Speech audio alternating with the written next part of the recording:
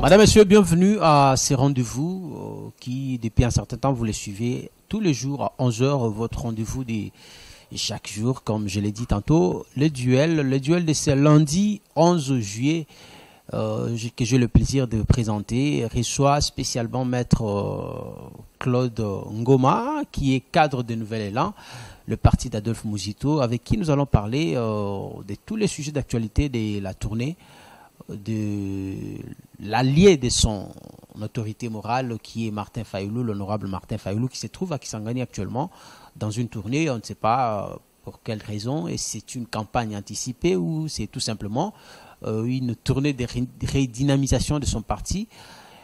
Maître Claude Ngoma aurait dû être face à un autre invité, un cadre de l'UDPS, mais qui s'est excusé à la dernière minute. Vous allez donc souffrir que je les reçoive seul. Maître Claude, bonjour et bienvenue. Merci beaucoup et bonjour mon frère Morgan. Et à nos téléspectateurs, je leur souhaite bonne détente et surtout bonne évasion. Et je profite aussi pour dire un grand coucou depuis Lubumbashi, où se trouve le secrétaire général Blanchard Mongomba, en pleine tournée, justement, question de ranger les troupes pour le futur bataille électorale qui s'annonce à l'horizon.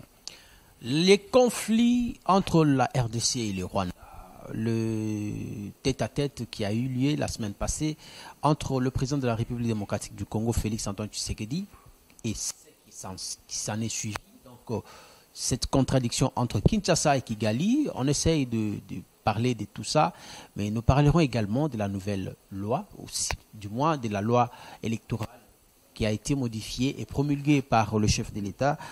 Maître Claude, comment se porte Nouvel Élan d'abord? Très bien. Le Nouvel Élan se porte à merveille et en ce moment, l'initiateur du parti, le camarade Adolphe Muzito, se trouve bel et bien dans les USA où il est allé en visite privée. Et donc, le parti se porte à merveille. Nous sommes mieux implantés sur toute l'étendue de la République. Les cadres sont là, les membres sont là. Donc, rien qu'à 3 ans seulement d'existence, voilà, nous avons fait un grand travail des titans et qu'aujourd'hui, Nouvel Élan s'affirme comme une force politique réelle qui a de l'ancrage sociologique et national sur toute l'étendue de la République. Ça, c'est vous qui le dites. Et aujourd'hui, on voit Adolphe Muzito dans une autre tournée aux USA, comme vous venez de le dire, Martin Fayulu à Kisangani. Est-ce qu'ils sont toujours ensemble ou il y a finalement quelque chose qui ne va plus? Parce que c'est depuis un certain temps qu'il y a beaucoup de divergences. Ça, il faut l'avouer.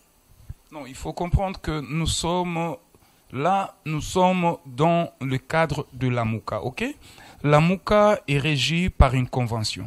Est-ce que la MOUCA existe toujours? C'est ça la vraie question que je pose. Oui, la MOUCA existe toujours comme étant plateforme politique. Comme étant plateforme politique, la MOUCA est régie par une convention, et laquelle de convention reconnaît à chaque parti membre de la MOUCA à mener en bon ses activités politiques. Raison pour laquelle vous voyez aujourd'hui l'honorable Martin Fayulu se trouve à Kisangani pour le compte de l'ECD. On croirait qu'il serait dans une campagne anticipée parce que finalement il fait de province à province et puis les discours c'est toujours un discours de la campagne. Bon, campagne, moi je ne vois pas. Bon, ici je suis aussi très mal placé pour parler de l'ECD parce que moi je suis du Nouvel Élan. Mais vous êtes des alliés quand même. Oui, nous sommes des alliés dans les cadres. On ne parle pas de Fayulu en tant que président. Attendez, nous sommes alliés dans les comptes de la résistance, mais nous ne sommes pas alliés pour le compte électoral.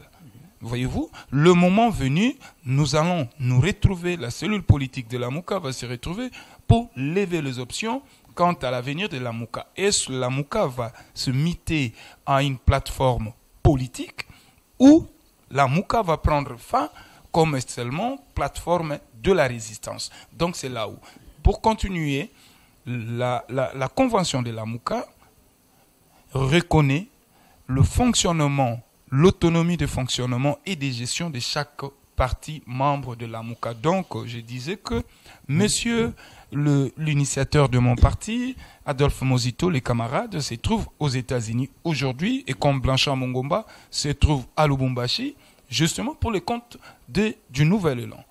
S'ils s'agissait de la Mouka, vous allez voir et remarquer que nous allions mener des activités conjointes. Alors, j'ai une question très directe à vous poser. Est-ce que vous pouvez évaluer votre popularité, c'est-à-dire depuis 2018 à 2022? Parce que les images que j'ai vues de Martin Fayulu à Kisangani, il faut se le dire, rien à voir avec ce dont on était habitué à un certain moment. On voyait un Fayulu devant une foule compacte, mais là, c'est à peine qu'on voit quelques jeunes dans les rues de Kisangani. Qu'est-ce qui se passe exactement? Est-ce que c'est la population qui a compris que vous êtes dans le faux ou il y a quelque chose qui ne cloche pas, qui cloche plutôt entre vous? Non, ici, il ne s'agit pas d'une démarche liée à la plateforme Lamouka. Là, c'est le président Martin Fayulu. Non, mais qu'il soit dans une mission pour le compte de son parti ou pour le compte de la Mouka, mais c'est quand même Fayulu qui avait toujours cette habitude. On s'était habitué à un certain moment de voir Martin Fayulu drainer des foules. Ça, il faut le reconnaître. Mais depuis un certain temps, il faut carrément dire que depuis votre mariage avec le FCC, plus rien ne va comme avant. Il y a ceci, la Mouka n'est pas en mariage avec l'FCC. Voyez-vous? Le bloc patriotique. Non, le bloc patriotique ne nous concerne pas. Si vous voulez parler du bloc patriotique, il faut appeler Epenge, il faut appeler Devos, voilà. Nous, Nouvelle-Hollande, nous ne sommes pas partants avec le bloc patriotique. Oh là là, c'est trop de confusion là. Je comprends pourquoi est-ce que la population nous fait plus confiance. Il faut comprendre d'abord c'est quoi le contenu du bloc patriotique. Moi, je ne maîtrise pas ça. Je n'ai même pas ces contenus. Parce que le bloc patriotique ne concerne que SID, ne concerne pas la Mouka. Visiblement, ça vous fragilise et ça a fortement impacté sur la popularité. Fragiliser, moi je ne vois pas. Je ne vois pas fragiliser. Pourquoi? Parce que le bloc patriotique est avec l'SID qui est une formation politique à part. Voyez-vous? Et que la Mouka en son sein ne reconnaît pas le bloc patriotique. La Mouka, par sa convention, il reconnaît Nouvelle-Hollande, SID, ADD Congo et autres. Mais ça c'est vous qui le dites. Le Congolais moyen, le Congolais lambda ne connaît pas ça parce que, il faut se le dire, avant 2018, on ne connaissait pas très bien SID. Martin Fayulu, l'image de Martin Fayulu est toujours assimilée à la Mouka. Donc, quand on le voit quelque part, du coup, c'est la Mouka qui est engagée. Non, là c'est une très mauvaise lecture. Hein. Là, c'est une très mauvaise lecture parce que la Mouka, au départ de l'action, oui, j'arrive. Au départ de l'action, la Mouka était composée de 7 leaders, ok? Et que aujourd'hui, chemin faisant, la Mouka n'est restée qu'avec 2 leaders. Et ça sera aberrant de reconnaître la Mouka rien que seulement par le président élu Martin Fayulu. Je ne vois pas. J'ai bien dit qu'il était assimilé à la Mouka parce que c'était lui, bien sûr, qui avait porté l'image de la Mouka à la présidentielle. Oui, parce que c'était lors d'une compétition électorale. Mais après cette compétition électorale, la Mouka, c'est, comment donc je vais dire, la Mouka s'est transformée à une plateforme de la résistance. Étant donné plateforme de la résistance, la Mouka reconnaît 2 grands leaders, où vous avez Martin Fayulu et les camarades Adolphe Mozito. Mais quand vous évoquez la question du bloc patriotique, moi, ça nous frise quelque part. Pourquoi? Parce que la Mouka est indivisible. Et ici, l'opinion doit retenir et comprendre ceci. Que la Mouka, ce n'est pas l'affaire de Fayulu, moins encore de Martin Fayulu ou du camarade Adolphe Mozito, mais la Mouka, c'est le peuple. La Mouka, c'est le peuple. C'est quel peuple finalement? Parce que tout le monde parle au nom du peuple. La population congolaise en général. Et le bloc? Le bloc patriotique? Oui. Non, ne me parlez même pas de ces blocs patriotiques. Tout à l'heure, je vous ai dit quel est le contenu de ces blocs patriotiques. Ça n'existe pas. C'est à peine croyable, monsieur. Je vous l'ai dit que le bloc patriotique, si vous en savez quelque chose, donnez-moi.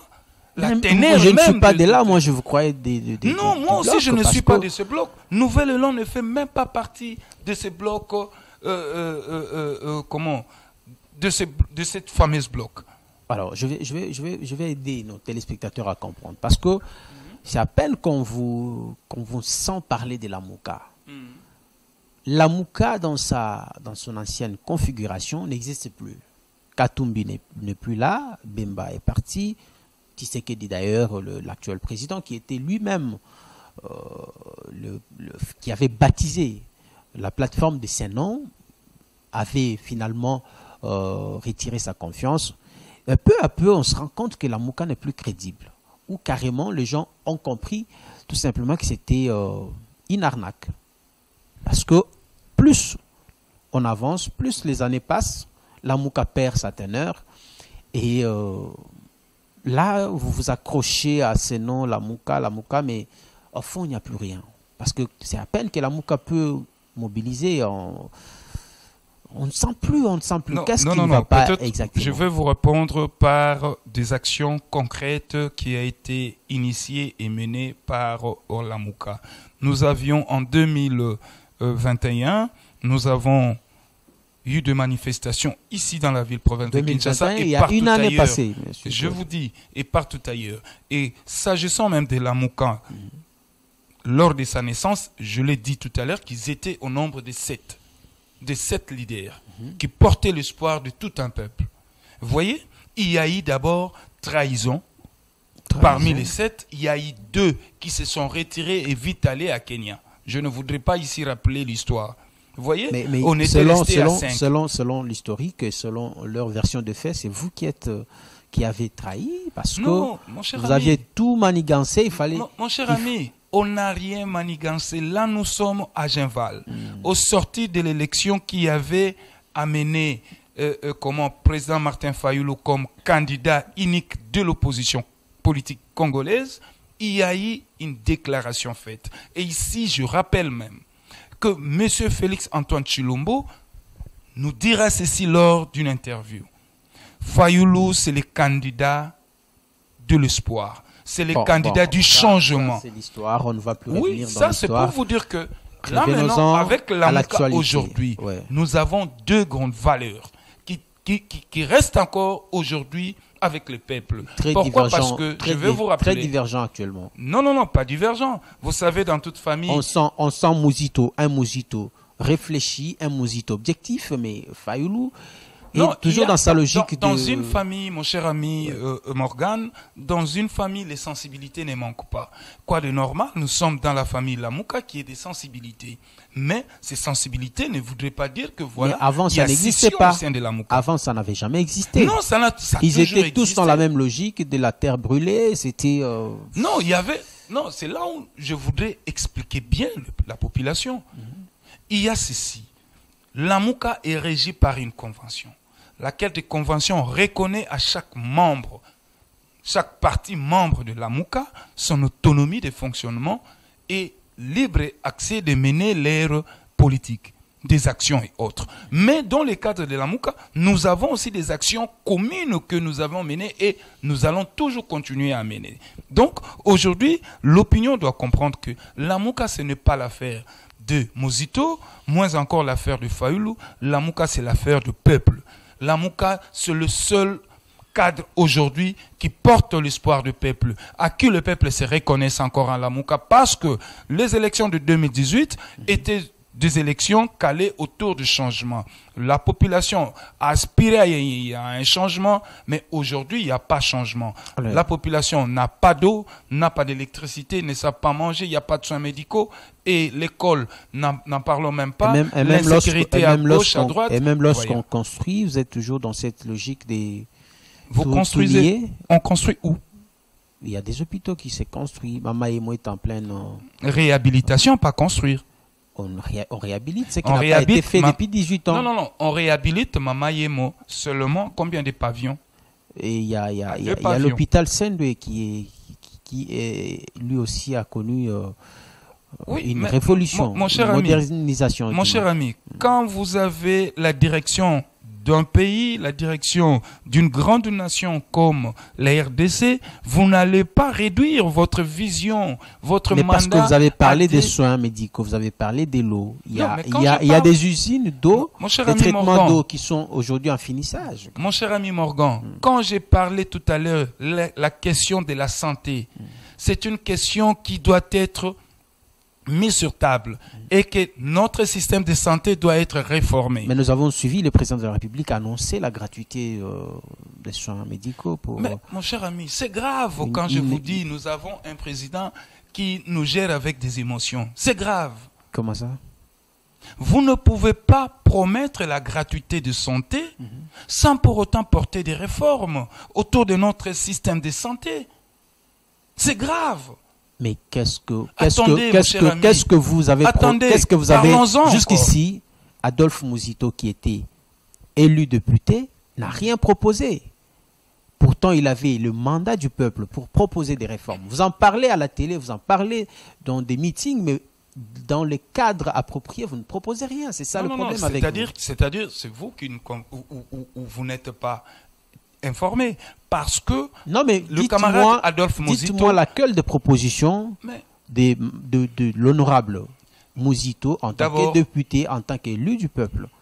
D'abord, Adolphe Muzito a proposé au moins sur 42 innovations sur la loi électorale. Adolphe Muzito, nous avons travaillé ensemble, on a proposé 18 innovations qui ont été balayées au niveau de l'Assemblée nationale. Et la loi a été complètement torpillée, nous allons en parler. Mais revenons d'abord autour des questions de réforme. Nous, à l'opposition avec l'IDPS, tous nous avons critiqué la gestion Kabylie. Vous voyez, tous on a critiqué. Et l'IDPS c'est l'opposition en entièreté.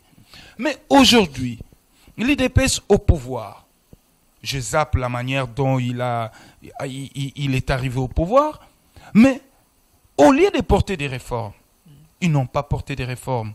Même pas des réformes dans les secteurs de l'armée, même pas des réformes dans les secteurs de finances publiques, pas des réformes dans les secteurs de santé publique et de notre système de santé. Claude, vous parlez au nom de qui? Parce qu'on vous sent en contradiction, en totale contradiction avec votre leader qui est Adolphe Muzito, qui a salué ici les performances de ses gouvernements. Non, Muzito n'a pas salué les efforts du gouvernement. Alors, Muzito a salué les efforts de nos régies financiers. Parce que ces régies sont dirigées par Non. Il faudrait d'abord comprendre. Il faut comprendre des choses.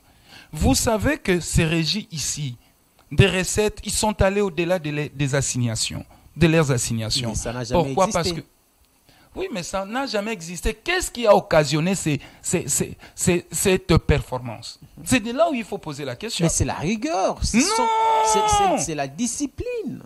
Je vais vous le démontrer. C'est l'IGF qui fait le travail. Ce n'est même pas l'IGF.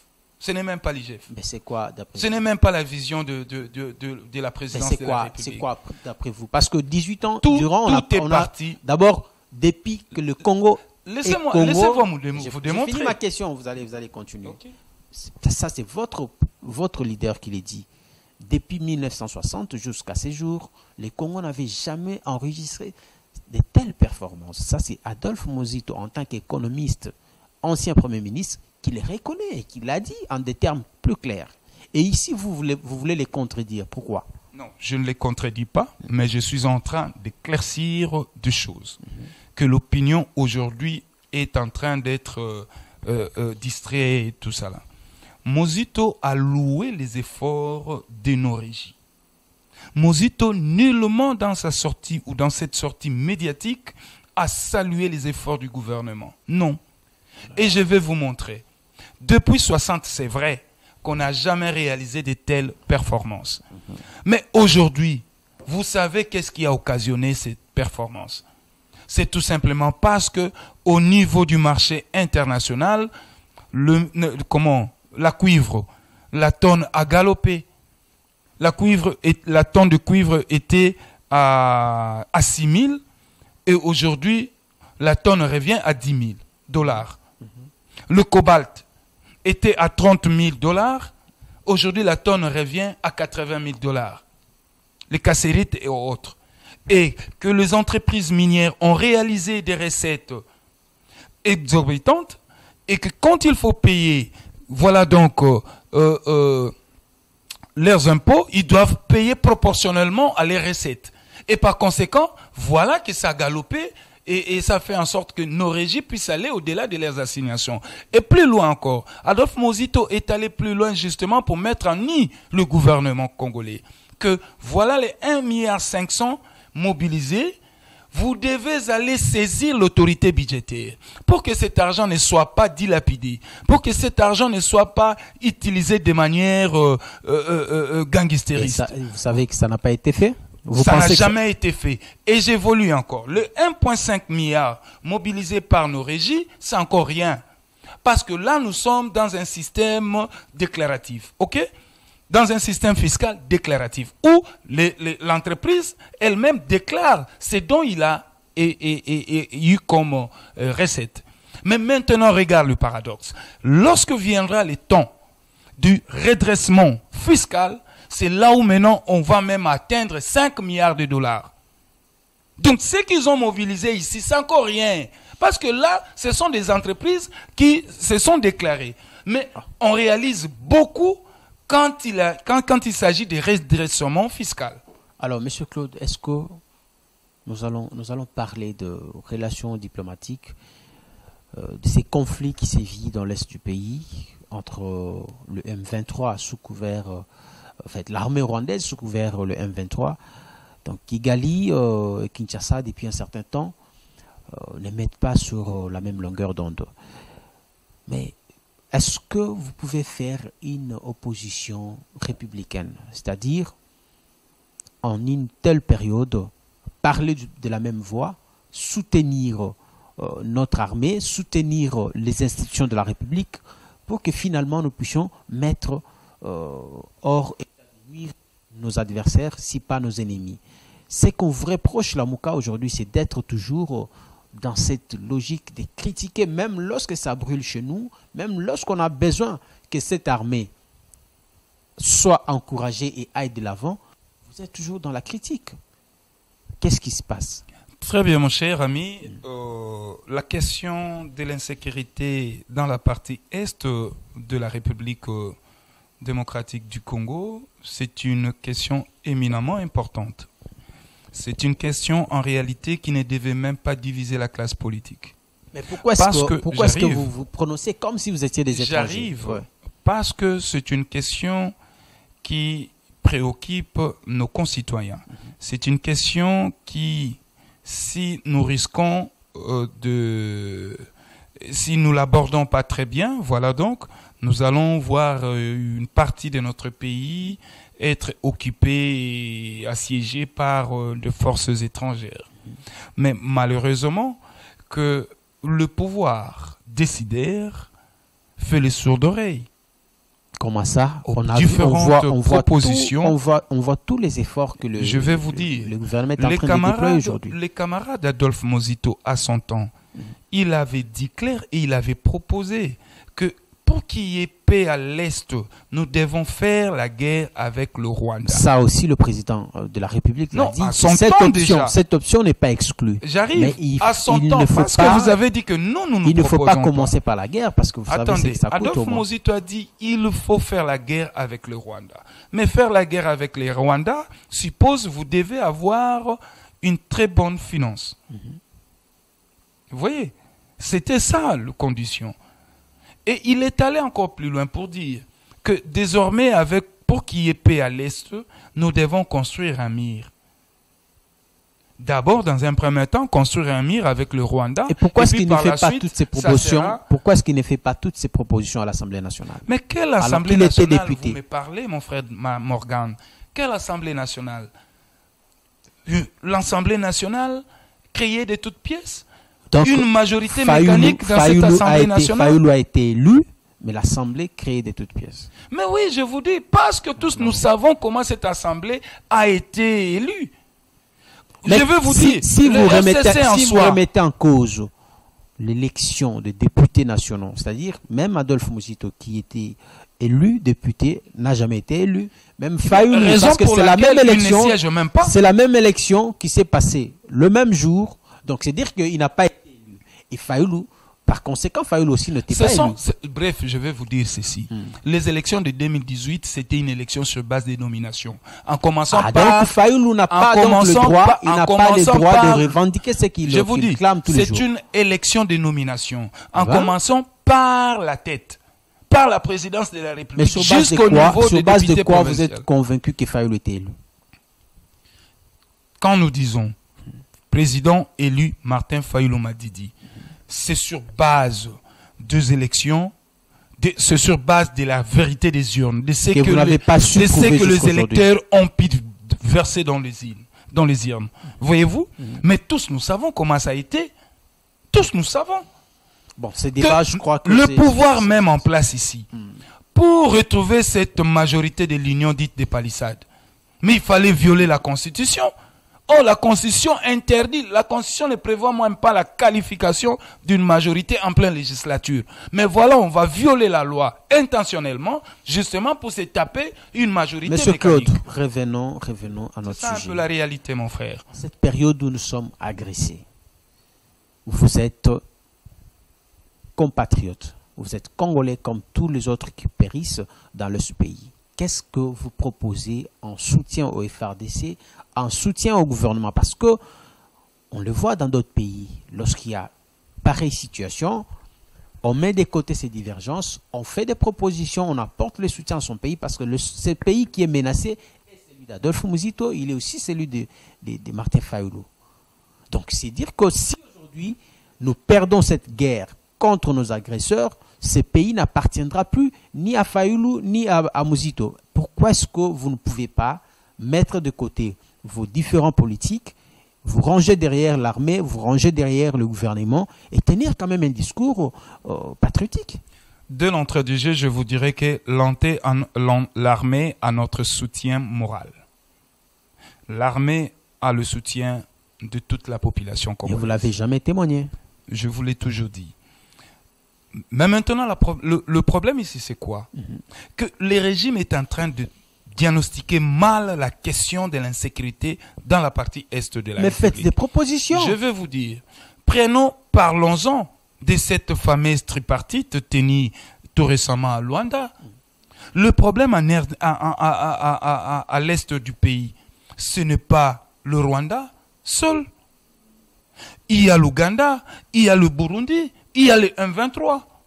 Mais comment vous pouvez aller participer dans des assises comme quoi il faut parler paix à l'est de la République démocratique du Congo, mais vous ne parlez que peu avec le Rwanda? Mais c'est parce que jusqu'ici, on a de preuves que c'est le Rwanda qui soutient le M23. Mon cher ami. On ne peut pas, sur base de suppositions, aller convoquer... Quelles sont les preuves aujourd'hui brandies par le régime en place que... Il y a des tenus militaires qu'on a arrêtés, qu'on a retrouvés sur le champ de bataille. On a arrêté des soldats rwandais. Ça, ce n'est pas... C'est là où j'avais besoin de ces deux éléments. J'avais besoin de ces deux éléments. Alors, quand vous avez arrêté 2 soldats étrangers sur votre sol, c'est-à-dire il y a agression. Et quand il y a agression, on déclare la guerre. Mais ce n'est pas la seule voie, il y a aussi la diplomatie. J'arrive. Un bon dirigeant, un responsable, n'attend pas que le mal vienne l'atteindre. Il sait anticiper. Non, mais écoutez, je donne l'exemple. La guerre n'est pas la seule voie qu'on peut utiliser pour régler des conflits. J'arrive. Nous sommes à l'international. Nous sommes sur un terrain international. Je vous prends l'exemple de la Russie et l'Ukraine. Poutine s'entend que le menace arrive dans mes frontières. J'anticipe l'action. Et qu'est-ce qui manquait à monsieur le président Félix Tshilombo? D'anticiper l'action, de déclarer la guerre. Qu'est-ce qui lui manque jusqu'au jour d'aujourd'hui? Et quand il parle de l'agression, c'est au niveau national. Ils ont été là-bas. Tu as entendu parler de l'agression?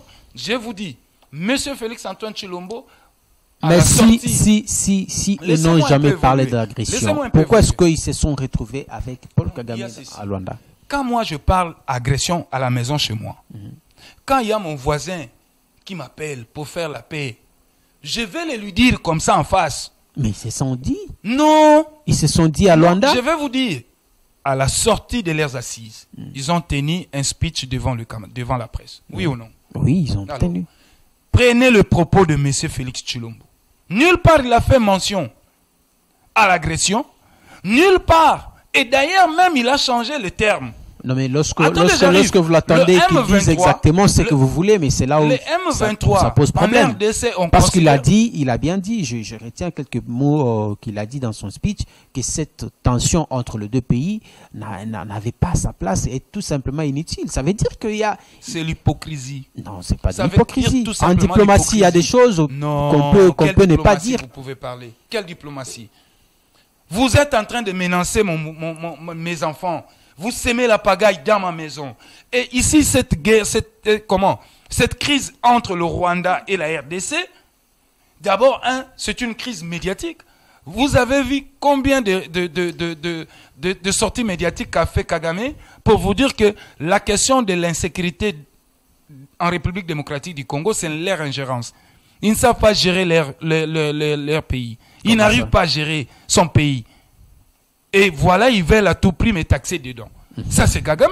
Et qu'est-ce que vous allez me dire sur le plan diplomatique? Quand Kagame vous dit ça comme ça, et vous, pour dire la vérité en face, c'est Kagame, vous allez me dire la diplomatie? La question que le Congolais se pose aujourd'hui, et que moi, j'aimerais vous poser aussi, que je vous pose pour que vous puissiez répondre à ces Congolais, c'est que pourquoi est-ce que l'avocat, en pareille période, ne peut pas mettre de côté son orgueil, mettre de côté les différents, soutenir l'armée parce que c'est une affaire d'État. Je vous ai répondu, mon frère.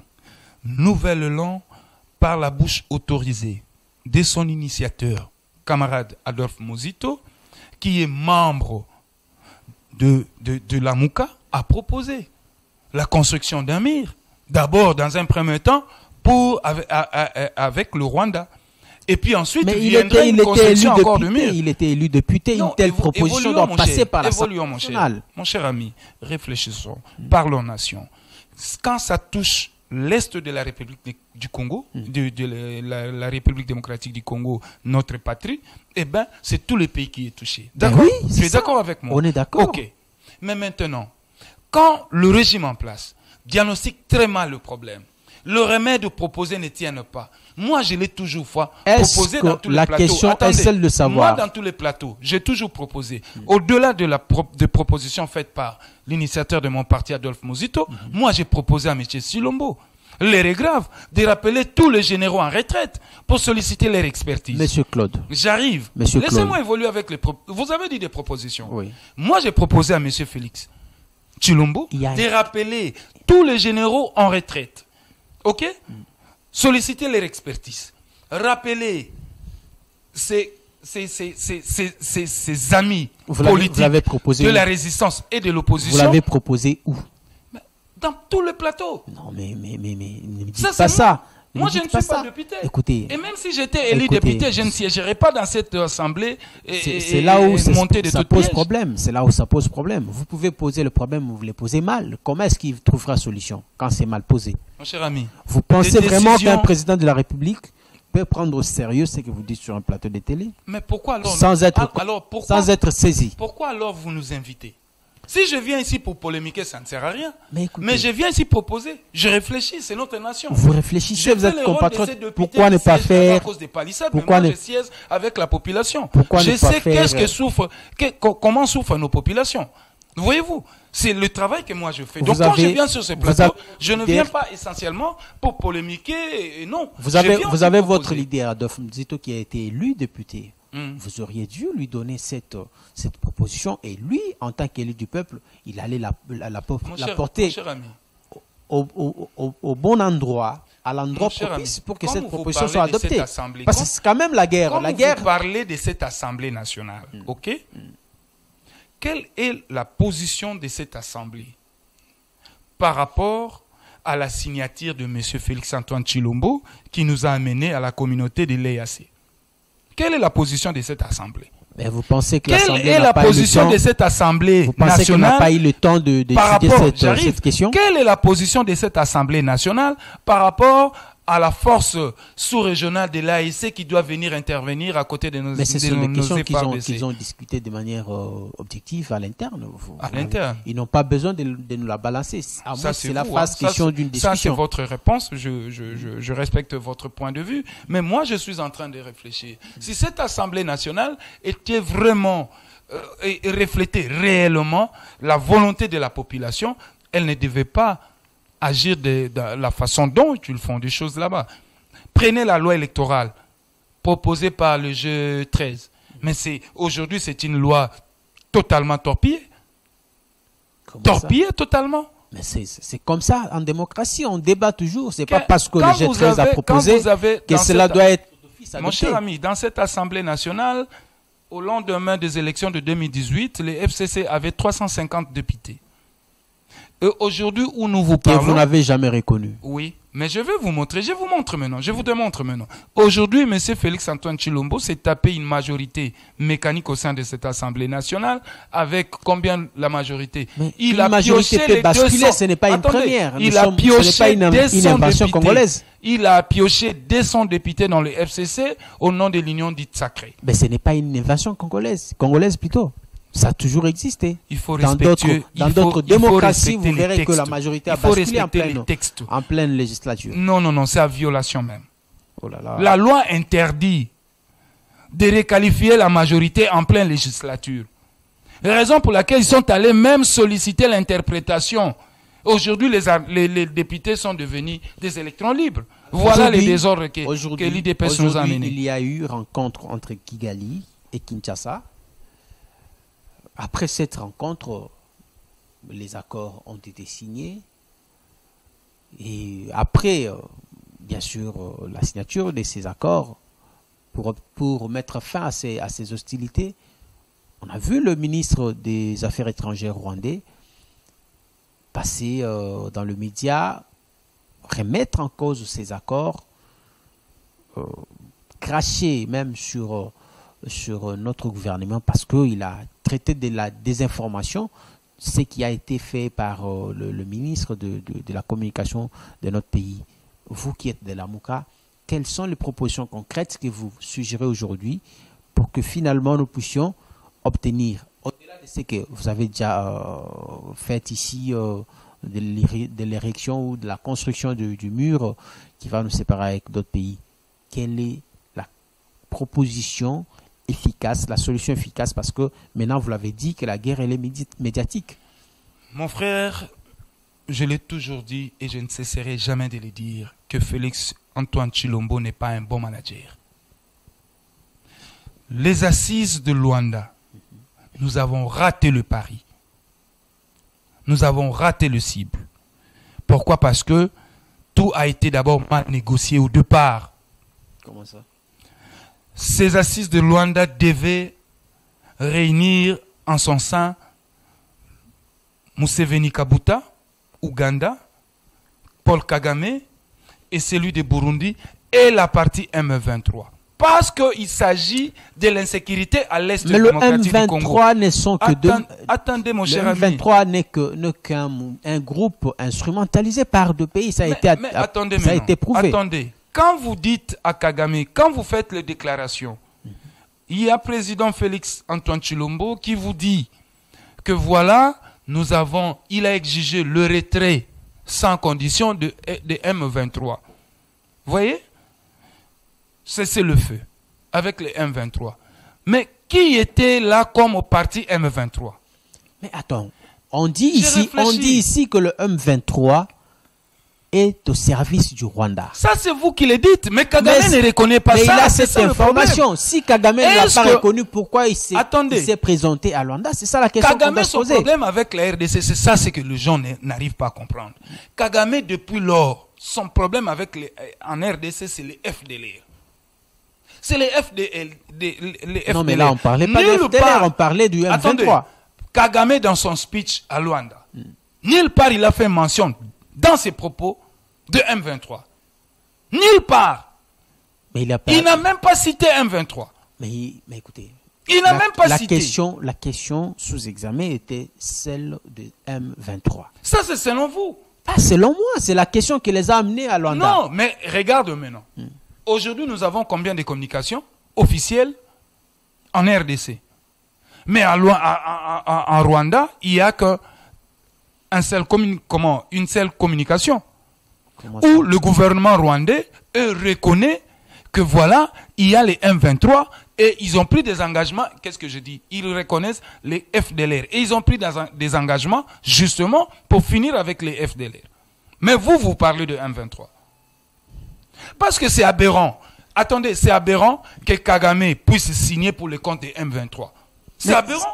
Kagame n'est pas un idiot. S'il en est parrain, il ne peut que signer. Raison pour laquelle vous voyez que vous venez de le dire, non? Il y a le communiqué, la sortie médiatique du ministre des Affaires étrangères rwandais, qui a sapé même tous les efforts fournis. Pour eux, c'est rien. Moi, je l'ai toujours dit que Kagame n'est pas sincère. Pour Kagame, vous pouvez aller même à plus de 10 000 tables rondes de négociations. Vous n'allez pas voir gain de cause. Qu'est-ce que de tout ce que vous venez de dire, qu'est-ce que vous proposez? Le grand problème ici, c'est quoi? C'est de réunir toutes les parties en conflit en RDC. Vous prenez la partie M23, vous le mettez là-bas. Vous prenez l'Ouganda, Burundi, Ouganda. Mais le M23, c'est une structure informelle. On ne peut pas négocier avec de rebelles. Bon, allons dans les cas les plus extrêmes. Allons dans les cas les plus extrêmes. Aujourd'hui, les M23, nous obtenons le retrait de M23, d'accord? Mais pas plus tard qu'hier, les ADF, ils ont semé la pagaille. Ils ont enlevé combien de personnes? 111 personnes. Mais les ADF n'ont rien à voir, avec le M23. Ici, le problème, ce n'est pas M23. Ici, le problème, c'est l'insécurité dans la partie est de la République démocratique du Congo. Voilà pourquoi je vous demande. Maintenant, j'arrive. Voilà pourquoi je vous demande de suggérer. Oui, j'arrive d'abord. Avant la suggestion, je dois d'abord faire peindre les tableaux. Ok? Le problème à l'est du Congo, c'est l'insécurité. Quand on parle de l'insécurité, il y a deux genres de sémères de troubles. Vous avez les groupes les rebelles locaux et vous avez les groupes rebelles instrumentalisés par le pays étranger. Et donc, il faut d'abord se mettre ensemble avec tous ces groupes armés instrumentalisés par le pays voisin et être aussi avec les animateurs de tous ces pays. C'est pourquoi j'ai dit tout à l'heure que pour vider une seule fois pour toute cette question de l'Est, le M23 doit être là, Burundi, donc Ouganda, Rwanda, Burundi et la RDC. Comme ça, nous allons parler vérité en face. Alors, maître, nous sommes en train de chuter. Et maintenant, pour suggérer, je l'ai dit, que M. Félix de rappeler tous les généraux en retraite, de 1. De changer la ligne de commandement. 3. Appeler ses frères politiques de l'opposition et de la majorité. Et pour que ça finisse en partage des gâteaux. Non, mais c'est une question parce que Zelensky l'a fait. Zelensky l'a fait. Depuis un moment, vous êtes. L'Ukraine a été frappée. Mais Zelensky a appelé l'opposition. Ils ne se sont pas. L'opposition Zelensky a appelé l'opposition. Ils ont pris langue avec l'opposition. Oui. Il a écouté les propositions de l'opposition. C'est ça, la politique. Mais ici, chez nous, est-ce que vous n'irez pas réclamer des postes? Parce qu'on sait, on sait comment ça finit. Nous parlons de l'insécurité à l'Est. Nous parlons de l'insécurité à l'Est. Ce n'est pas un dialogue politique où il faut se taper des postes, non. Il y a problème à l'Est du Congo, mes frères, venez. L'air est grave. Qu'est-ce que vous pensez de là?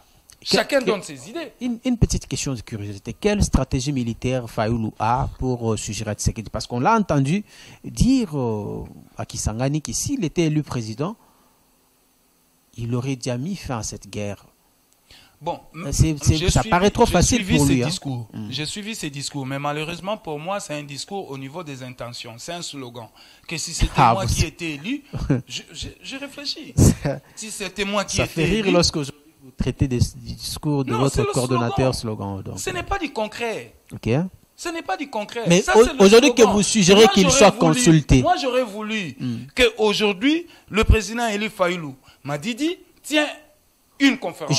J'aimerais que vous me disiez au moins que que le président de la République consulte le sénateur à vie, Joseph Kabila, qui a une expérience. Mais il fait partie.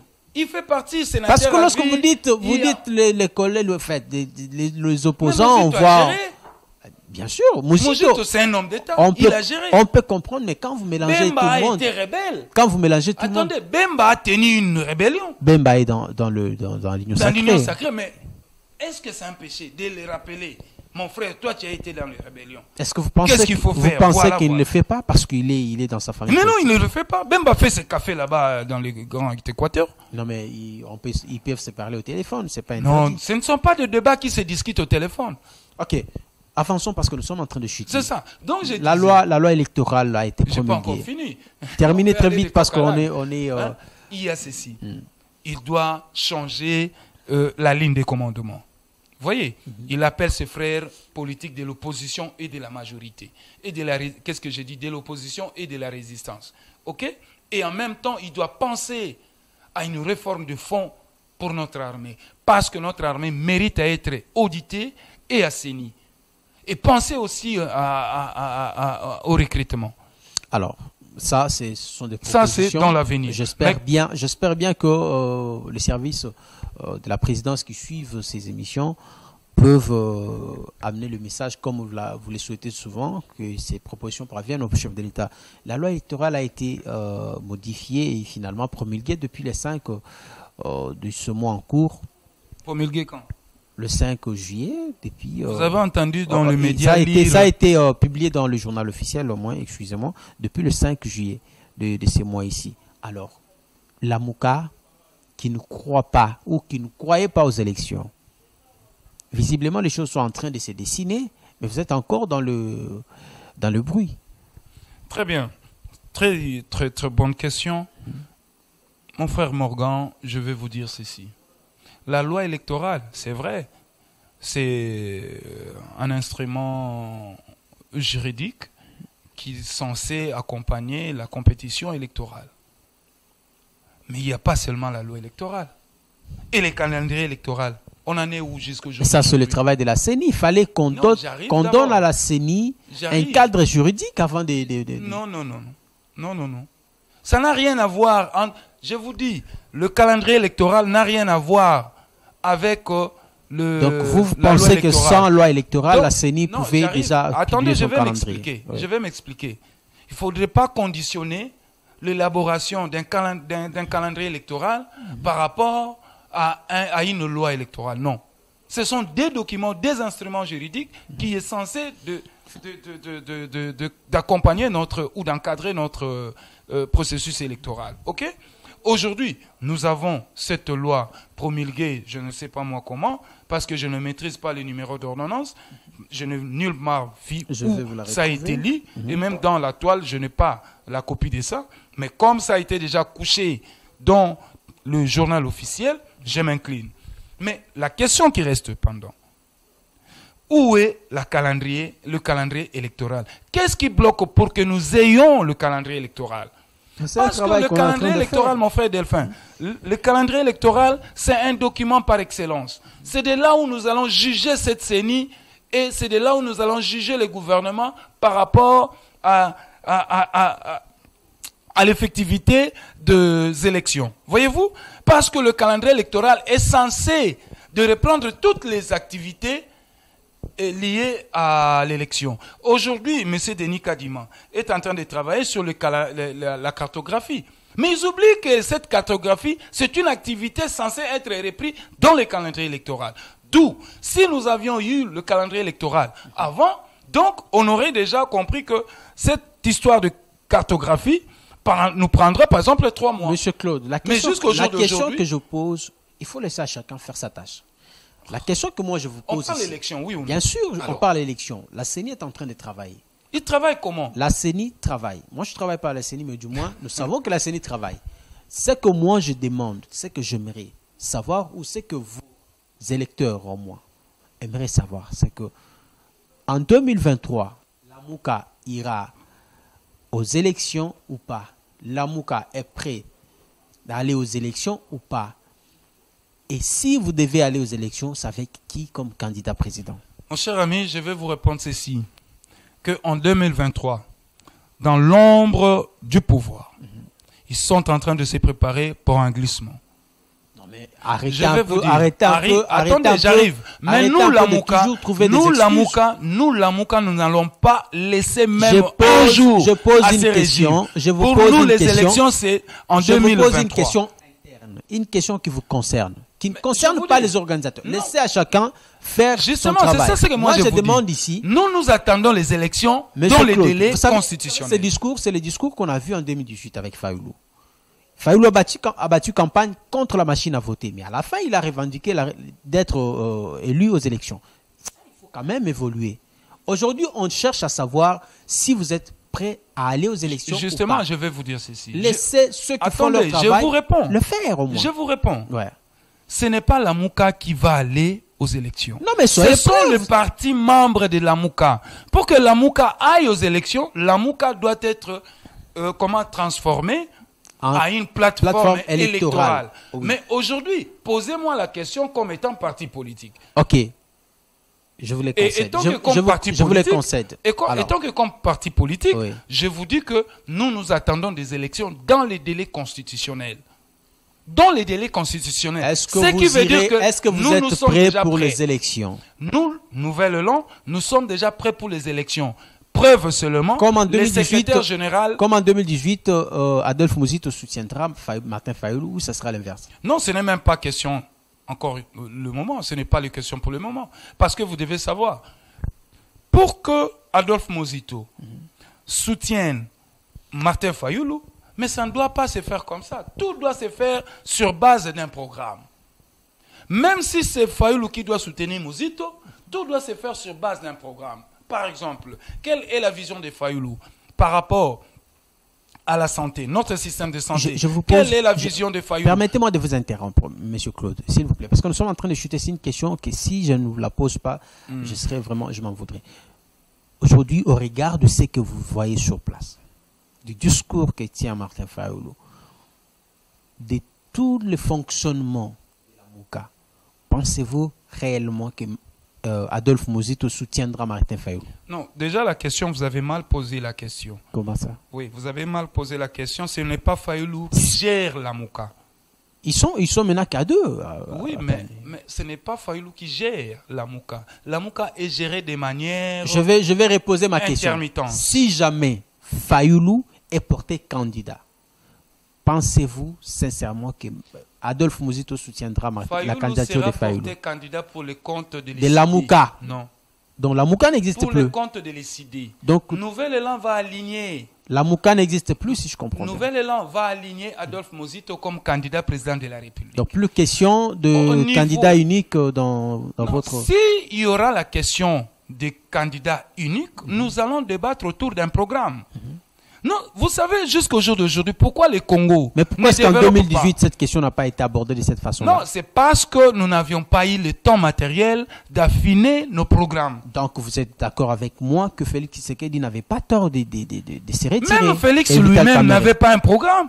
Si, il avait son programme. Non. Il en avait. Je vais vous le démontrer. Il en avait. Nous avions, avec votre leader, assisté à Béatrice Hôtel à la présentation de son programme de campagne. Attendez. C'était quel programme?